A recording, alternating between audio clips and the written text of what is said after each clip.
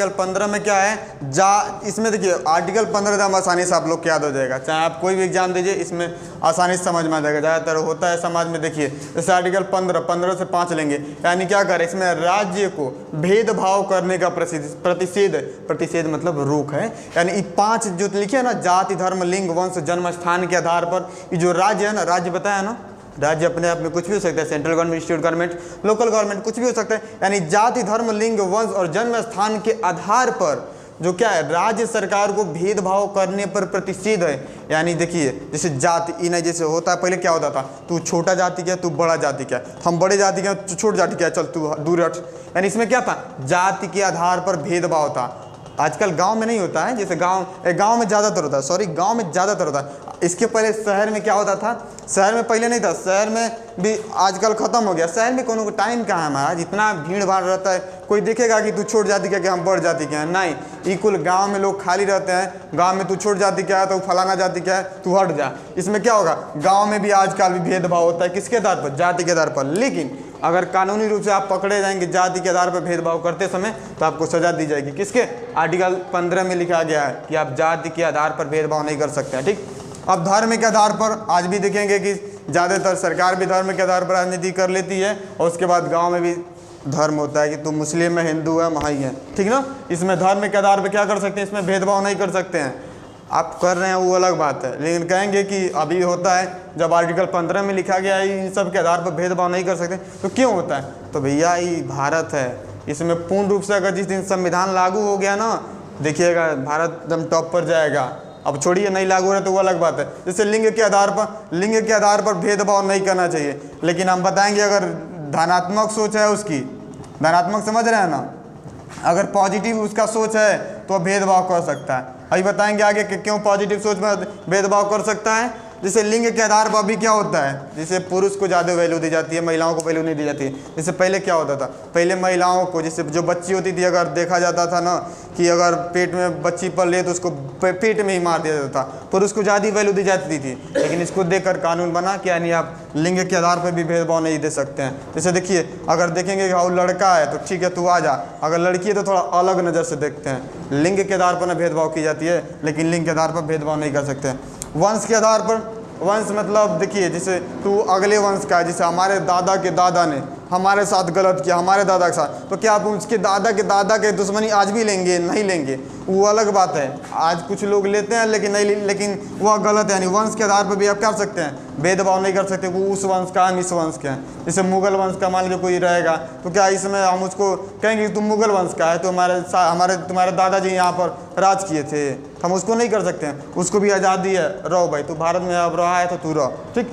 जन्म स्थान के आधार पर, जन्म स्थान के आधार पर ज़्यादा होता है। जैसे मान लीजिए जैसे ज़्यादा लोग जाएंगे, जैसे मान लीजिए हम यूपी के लोग हैं, यूपी के लोग चले गए दुबई में, तू कहेगा ए तू यूपी का है, पहले नंबर तो इंडिया पर हो जाएगा। अगर दुबई छोड़िए, इंडिया में ही देखिए अगर दूसरे शहर में जाएंगे ना तो सीधा लोग कहते हैं तू गाँव का है, चल तू गांव का है। जैसे कपड़े से ही देख के लोग जान जाते हैं कि यह गांव का लड़का है, गांव का लड़का है तो क्या भाई वो लड़का नहीं है।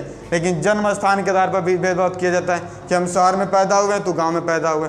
दिल्ली मुंबई में जाएंगे, अक्सर भी मूवी में दिखाया जाता है कि बिहार के लोगों को ज़्यादा वैल्यू नहीं दी जा सकती है। जैसे लोग बिहार के लोग क्या होते हैं, जैसे नॉर्मली मतलब किसान लोग होते हैं, गमछा वमछा लगाए रहते हैं। अब मुंबई भी या महाराष्ट्र के लोग क्या होते हैं, आई टाई सूट में रहते हैं, तो उसके देख के कहते हैं तू बिहारी है, गमछा लगाए, चल दूर हट। समझ रहे हैं ना, यानी वहाँ पर क्या हो रहा है, जन्म स्थान के आधार पर भी भेदभाव हो रहा है। यानी इसमें क्या कर रहा है कि आर्टिकल 15 में जाति धर्म लिंग और वंश के स्थान पर आप भेदभाव नहीं कर सकते हैं। अब बात आती है जैसे कहीं कहीं भेदभाव करना भी चाहिए। अब कहेंगे कहीं भेदभाव करना चाहिए, तो सीधे बताइए, मान लीजिए अब आर्मी लड़ाई होने वाली है, ठीक है, मान लीजिए चाइना से लड़ाई होने वाली है, समझ रहे हैं। जैसे मान लीजिए चाइना से लड़ाई होने वाली है, अब चाइना से लड़ाई होने वाली है तो बॉर्डर पर किसको रखेगा, महिलाओं को रखेगा नहीं, लिंग के आधार पर वहाँ भी भेदभाव करना पड़ेगा। वहाँ क्या रखेगा, मतलब वाइज आर्मी को रखेगा, गर्ल्स को तो नहीं रख सकता है ना। यानी यहाँ पर भेदभाव करना जरूरी है। अब यहाँ पर महिलाओं को रखेगा, उधर से आर्मी आ रही, इधर से लड़कियों को रख दें, नहीं रख सकते हैं भाई। जैसे मान लीजिए माना जाता है बायोलॉजी के रूप से देखिए, मतलब जो वो लड़के क्या होते हैं, महिलाओं की अपेक्षा की थोड़ा मजबूती होती हैं, महिलाएं कम होती हैं, इसीलिए आर्मी पर वहाँ पर क्या रखा जाएगा, बॉयज़ को रखा जाएगा। यानी उसके आधार पर, लिंग के आधार पर क्या हो सकता है, भेदभाव किया जा सकता है, यदि मतलब उसमें क्या हो, उसमें पॉजिटिव हो, ठीक ना, अगर उसमें पॉजिटिव थिंक हो, ठीक ना। तो अब आर्टिकल 15 में कोई दिक्कत, धर्म, जाति, लिंग, वंश, जन्म स्थान के आधार पर क्या, राज्य को भेदभाव करने का प्रतिषेध। राज्य समझ रहे हैं, अपने आप में कोई भी जो मतलब एरिया वो राज्य कह सकता है, समझ रहे हैं। तो अब आर्टिकल अगला देखते हैं, आर्टिकल 16। तो उसमें क्या दिया गया है, आर्टिकल 16 में दिया गया है लोक नियोजन की समानता। क्या, लोक नियोजन की समानता बोले हैं, जिससे जो भारतीय संविधान की जो भाषा है थोड़ा जटिल हो सकती है, जैसे लोक नियोजन की समानता, इसको समझते हैं। लोक नियोजन की समानता मतलब नौकरी में समानता।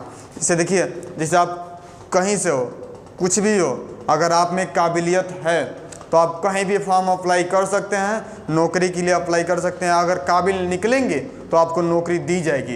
यानी इसमें क्या कर रहा है, आर्टिकल 16 में क्या कर रहा है, लोक नियोजन की समानता, लोक नियोजन की समानता तो हो गया, लोक नियोजन की समानता यानी नौकरी की समानता, नौकरी की समानता, यानी आप में आपको नौकरी की समानता दी जाएगी। काबिलियत है आपके अंदर, काबिल हैं, अगर आप एग्जाम बीट कर लेते हैं तो आप में क्या हो जाएगी, नौकरी लग सकती है। यानी आर्टिकल 16 में क्या है, लोक नियोजन की समानता यानी नौकरी की समानता, सबको समता समानता का अधिकार है, ठीक। अब आर्टिकल 16 तो हो गया। अब आर्टिकल 17 देखिए, आर्टिकल 17 ज़्यादा इंपॉर्टेंट है, क्यों से ज़्यादातर इससे क्वेश्चन पूछे जाते हैं। आप कहीं भी एग्जाम देने जाएंगे, कोई भी टेट वगैरह हो गया, मतलब कोई भी कंपटीशन करते हैं तो आर्टिकल 16 से ज़्यादा क्वेश्चन उठाता है। क्यों, आर्टिकल 16 महत्वपूर्ण भी जो है।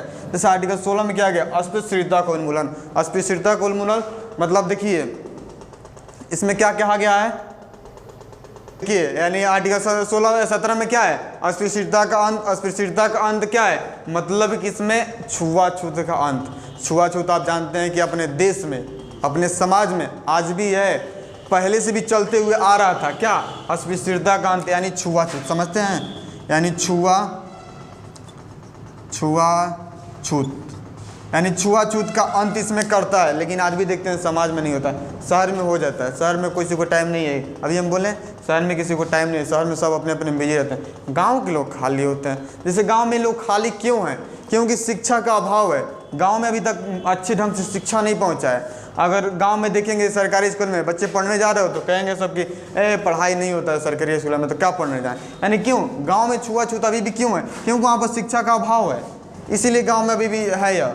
यानी इसमें क्या करा, आर्टिकल 17 में क्या करा, अस्पृश्यता का अंत करा, छुआछूत का अंत करा है, मगर समाज में हो नहीं पा रहा है, समझ रहे हैं ना।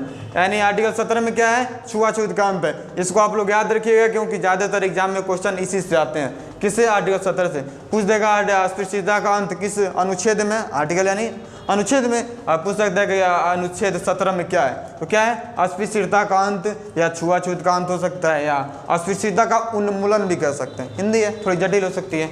अब देखिए आर्टिकल 18 में क्या है, आर्टिकल 18 में क्या है, उपाधियों का अंत। उपाधियों का अंत क्यों भाई, उपाधियों का अंत, जैसे उपाधियों का अंत जैसे पहले देखेंगे, पहले क्या था, बादशाह था, क्या था, बादशाह था, और भी क्या था, नाइटहुड था, नाइटहुड, इस तरह की तमाम उपाधियां थी। लेकिन उसमें क्या था, यह उपाधियों को अब अंत कर दिया गया, यानी आप उपाधि अब नहीं ले सकते हैं इसमें। लेकिन 2 ठो अपवाद है। क्या अपवाद है भैया, राष्ट्रीय पुरस्कार आप ले सकते हैं, राष्ट्रीय शैक्षणिक पुरस्कार ले सकते हैं, राष्ट्रीय पुरस्कार और शैक्षणिक पुरस्कार ले सकते हैं। अब देखिए राष्ट्रीय पुरस्कार में क्या हो जाएगा, इस राष्ट्रीय पुरस्कार में मान लीजिए हमको भारत रत्न मिल गया, ठीक, मान लीजिए सपोज दैट हमको भारत रत्न मिल गया। अब भारत रत्न मिल गया तो इसमें 2 कंडीशन है, यह थोड़ा अलग है, यह अलग है, यह ले सकते हैं, इसको भी ले सकते हैं, मगर यह जो हमारा राष्ट्रीय पुरस्कार जो आपको मिलेगा ना, यह सरनेम की तरह यूज नहीं कर सकते हैं। जैसे सरनेम मतलब मान लीजिए हमको भारत रत्न मिला तो हम अपने नाम के आगे लिख देंगे भारत रत्न फलाना, तो हम क्या कर सकते हैं, भारत रत्न फलाना नहीं लिख सकते हैं। मतलब ये जो राष्ट्रीय पुरस्कार है, भारत रत्न मिल गया, और भी मान लीजिए पद्म भूषण मिल गया, श्री मिल गया, वगैरह वगैरह, जैसे जितनी भी राष्ट्रीय पुरस्कार हैं वो आप ले सकते हैं, मगर उसको सरनेम की तरह यूज नहीं कर सकते हैं। अगर सरनेम की तरह यूज करते हैं तो क्या हो जाएगा, वो आपका जो पुरस्कार है आपसे छीन लिया जाएगा, ठीक। यहाँ पे यानी राष्ट्रीय पुरस्कार आप ले सकते हैं लेकिन सरनेम की तरह यूज नहीं कर सकते हैं। यह है अगला शैक्षणिक पुरस्कार। शैक्षणिक पुरस्कार हो गया, सैनिक पुरस्कार हो गया। जैसे अक्सर देखे होंगे होता है इंस्पेक्टर हो फलाना, एसपी फलाना होता है, ठीक ना। जैसे अपने नाम के आगे जो है क्या हो, उनके अंदर काबिलियत है, वो अपना मतलब जो पद दिखा रहे हैं सब, ठीक। हमारे जो पढ़ाई में होता है, पढ़ाई में अक्सर देखेंगे प्रोफेसर हो जाएगा, जैसे प्रोफेसर नाम हो जाएगा, और भी डॉक्टर हो जाएंगे, यानी वो पढ़ रहे हैं तो क्या अपनी पढ़ाई को दिखा रहे हैं सब, वो अपना मतलब सरनेम नहीं दिखा रहे हैं सब, मतलब उनके अंदर जो काबिलियत है वो अपने आप को शिक्षा को दिखा रहे हैं, आगे बढ़ा रहा है, यानी क्या। अब इसमें इसको ले सकते हैं, इसको सरनेम की तरह यूज कर सकते हैं, इसको भी ले सकते हैं, मगर इसको आप सरनेम की तरह यूज नहीं कर सकते हैं। यानी इसमें क्या क्या आ गया, उपाधियों का अंत है, यह दोनों इसमें अपवाद थे, यानी इसको ले सकते हैं, इसको सरनेम की तरह यूज नहीं कर सकते हैं, इसको ले भी सकते हैं और सरनेम की तरह यूज कर भी सकते हैं। अक्सर देखे होंगे आर्मी और में कर्नल रोलर का मिलता है। तो इसमें आप देखिएगा, यानी इसमें क्या था, लोक नियोजन की समानता, यानी नौकरी में समानता, अस्पृश्यता का अंत इसमें हो गया, यानी छुआछूत का अंत हो गया, उपाधियों का अंत हो गया। यानी आर्टिकल 14 से लेकर 18 तक देखेंगे केवल समानता की बात की गई है। यानी इसमें क्या था, समता और समानता का अधिकार था आर्टिकल 14 से लेकर, यानी आर्टिकल 14 से लेकर 18 तक किसकी बात की गई, केवल समता और समानता की बात कही है। तो ठीक है, इसके अगले वीडियो में अगला क्लास लिया जाएगा, तब तक के लिए जय हिंद।